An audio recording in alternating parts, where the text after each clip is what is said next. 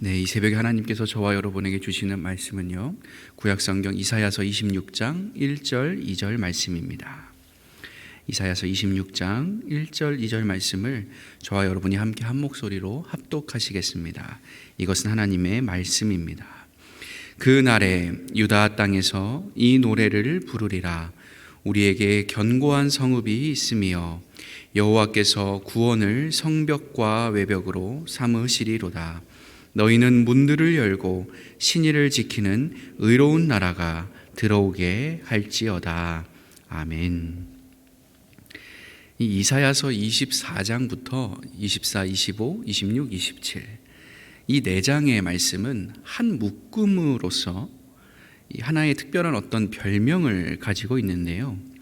이사야의 묵시록 혹은 소묵시록이다라고 불립니다.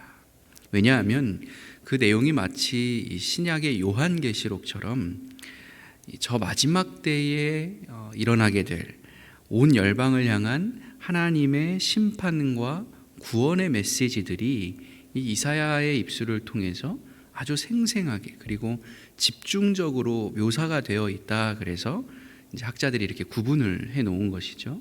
이 네 장은 이사야의 묵시록 혹은 이 묵시록, 소묵시록에 해당하는 것 같다.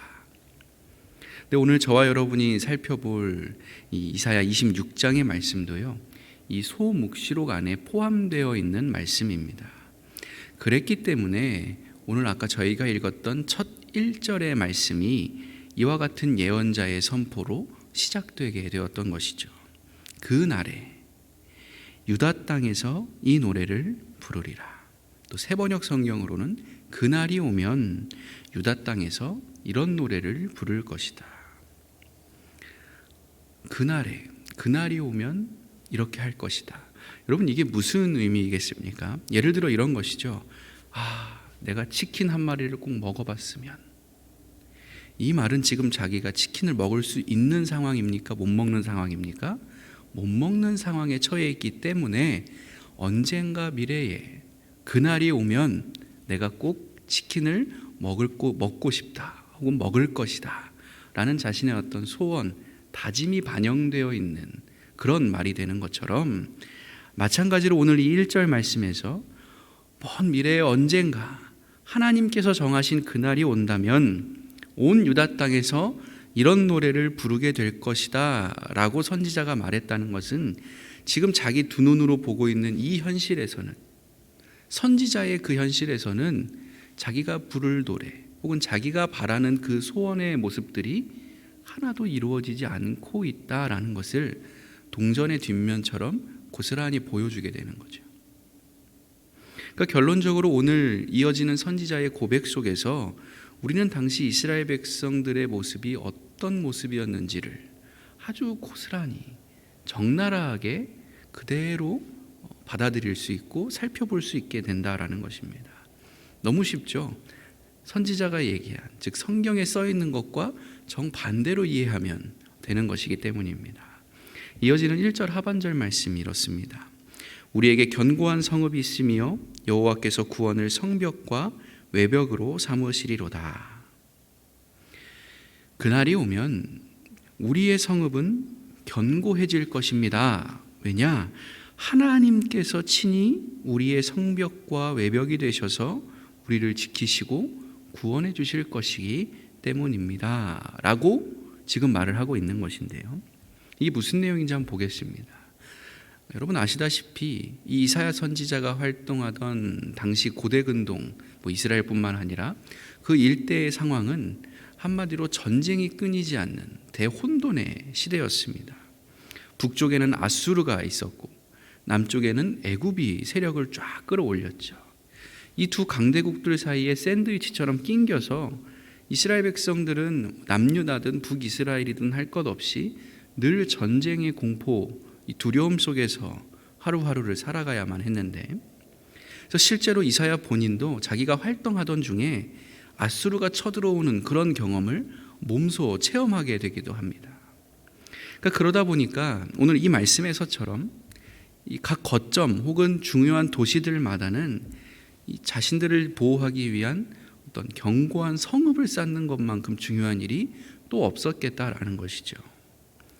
그 성읍을 보호하기 위해서 최대한 높이 성벽을 올려서 쌓고, 또 그 올린 성벽도 지켜내야 되니까 그 바깥에 외벽을 추가로 둘러대는, 그래서 어떻게든 견고한 성읍을 이루고 자신들의 목숨을 보존하기 위해서 이들이 너무나 많은 애를 썼다라는 것입니다. 그런데 문제는 무엇이냐? 그렇게까지 최선을 다했는데, 그럼에도 불구하고 자신들이 견고하다 여겼던 이 성읍들이 너무나 손쉽게 추풍낙엽처럼 다 무너져 버렸다라는 거예요. 그 이유가 뭐냐? 오늘 선지자는 이렇게 진단하는 겁니다. 그들이 구원의 성벽과 외벽이 되어 주시는 하나님을 의지하지 않고, 마치 바벨탑처럼 자신들이 쌓은 그 벽돌과 역청들을 이게 하나님보다 더 견고해, 이게 하나님보다 우리를 더 잘 지켜줄 거야 라며 그것들을 더 의지했기 때문에 라는 것이죠. 하나님의 백성인 그들이 하나님께서 우리를 지키시고 구원해 주실 것이라는 사실을 믿지 않았기 때문에, 하나님을 자신들의 든든한 성벽과 외벽으로 삼지 않았기 때문에, 그래서 여호와께서 성을 지키지 아니하시면 파수꾼에 깨어있음이 헛되도다라고 고백했던 자신들의 조상 솔로몬의 이 위대한 신앙 고백을 후손된 이들은 고스란히 다 까먹어 버렸기 때문에, 그랬기 때문에 오늘 너희가 그토록 이건 견고해라며 자신만만해하던 너희들의 모든 성읍이, 그리고 너희의 인생이 속절없이 무너지고 파괴되고 말았다라는 선지자의 마음이, 그 확신이 오늘 이 노래에 반영되어 있는 것이죠. 이와 같은 당시 이스라엘 백성들의 안타까운 현실은요, 이어지는 2절 말씀에서도 계속 찾아볼 수 있습니다. 너희는 문들을 열고 신의를 지키는 의로운 나라가 들어오게 할지어다. 지금 이사야 선지자의 눈에 들어온 이스라엘 백성들 상태가 어떻다는 것입니까? 신의를 지키는 의로운 나라, 우리가 생각하는 용어로 표현하면 하나님 나라인 거예요. 하나님의 나라가 그들 가운데 지금 들어오지 못하고 있다라는 것이죠. 그러니까 얘기하는 거예요. 이제는 좀 들어오게 해라.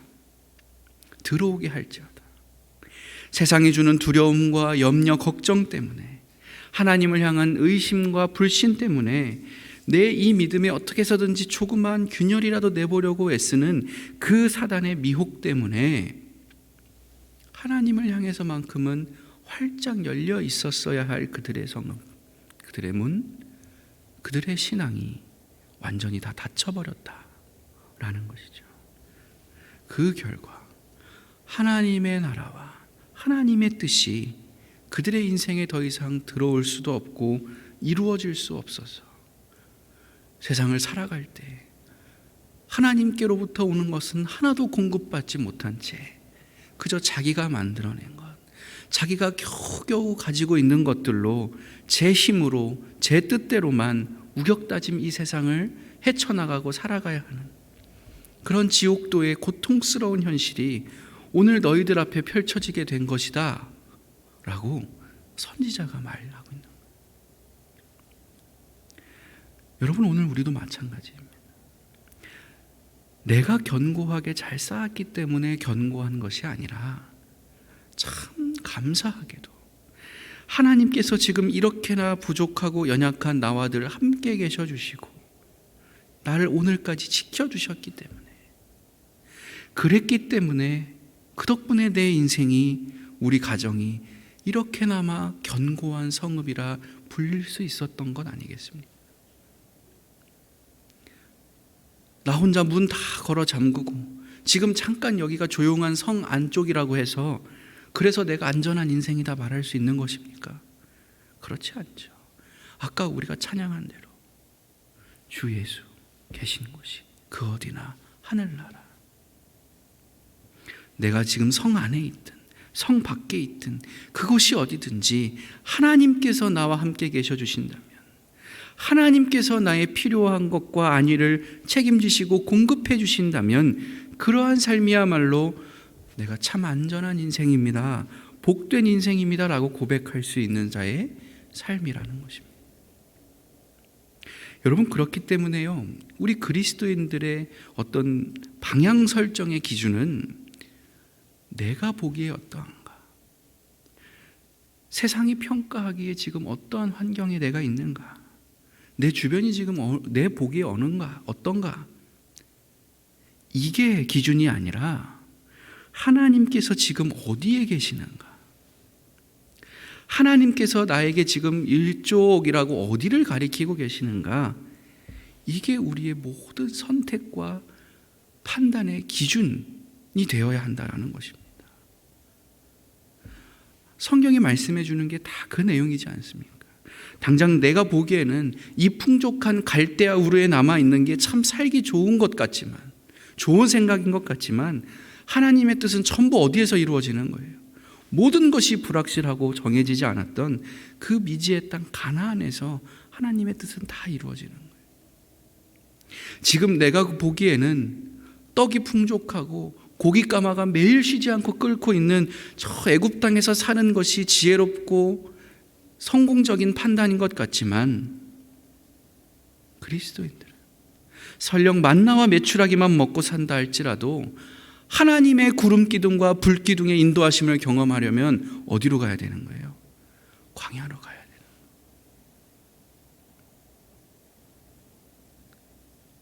하나님께서 오늘 우리에게 어떤 존재인지,